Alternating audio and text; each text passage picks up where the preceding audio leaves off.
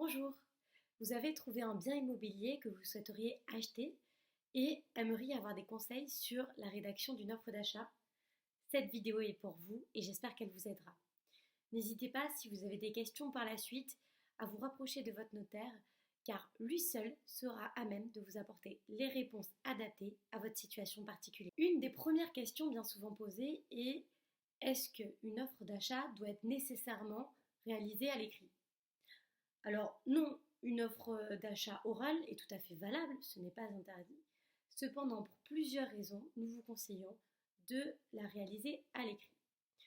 Du point de vue du vendeur, l'offre écrite permet de connaître les conditions de la vente, les conditions précises, et surtout de les arrêter.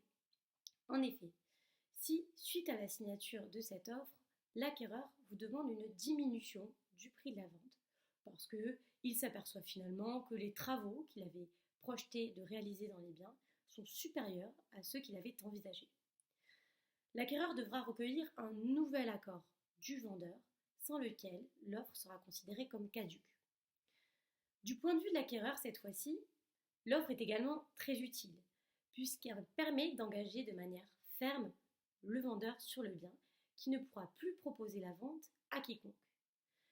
L'offre d'achat écrite, signée par les deux parties, permet de donner à l'acquéreur une exclusivité sur le bien. Que doit contenir l'offre d'achat? En premier lieu, elle doit contenir la désignation du bien souhaité. Si vous souhaitez acheter l'appartement et également la cave, si vous souhaitez inclure dans le prix de vente du mobilier, par exemple la cuisine aménagée ou le lustre du salon pour lequel vous avez craqué.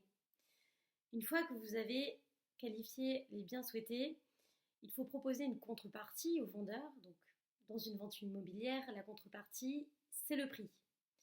Le prix doit bien être ventilé entre prix net vendeur et l'éventuelle commission d'agence. Attention, dans une vente classique, vous achetez le bien en l'état et il faut en tenir compte lors de l'évaluation du bien parce qu'il ne s'agira pas, après signature de l'offre, de demander au vendeur de réaliser des travaux d'amélioration. Doit figurer également dans l'offre d'achat les conditions suspensives. Une condition suspensive, c'est en quelque sorte une porte de sortie pour l'acquéreur. Si jamais cette condition ne se réalise pas, l'acquéreur aura deux options. Soit il décide de renoncer au bénéfice de la condition et de continuer finalement l'acquisition. Soit il décidera de se libérer de son engagement d'acheter sans indemnité pour quiconque. Il est important de préciser les conditions suspensives qui sont toutes particulières à votre situation. Par exemple, la condition suspensive de prêt ou la condition suspensive de vente de votre résidence principale ou d'obtention d'une autorisation d'urbanisme. Une offre d'achat a également une durée de validité, c'est pourquoi nous vous conseillons d'indiquer une date butoir de l'offre. En général, ça va au maximum jusqu'à 15 jours, le but étant d'inciter le vendeur à vous répondre au plus vite.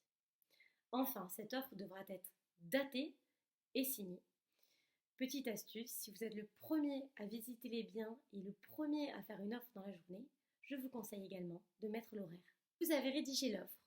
Maintenant, pour qu'elle soit considérée comme acceptée, il faut obtenir l'accord de l'ensemble des vendeurs. Si vous avez deux propriétaires en couple, il faut deux signatures.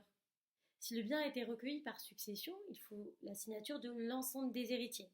Si un seul signe, n'hésitez pas à lui demander son contrat de mandat, lui donnant pouvoir pour signer pour le compte de l'indivision. C'est important, car le cas échéant, vous prenez le risque de voir contester l'offre d'achat acceptée par l'un des vendeurs. Alors, est-ce qu'il est possible de se rétracter suite à une offre d'achat acceptée? La loi considère que la vente est présumée conclue. Cette offre d'achat n'est donc pas un acte anodin.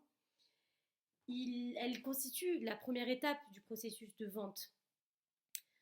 Mais il faut relativiser cet engagement du point de vue du vendeur, car nous l'avons vu, il détient certaines conditions suspensives à son bénéfice. Et si votre vendeur est une personne physique acquérant un bien à usage d'habitation, il détient également une faculté de rétractation de 10 jours qui court à compter du lendemain de la présentation de l'avant-contrat signé. Je terminerai cette vidéo par une mise en garde.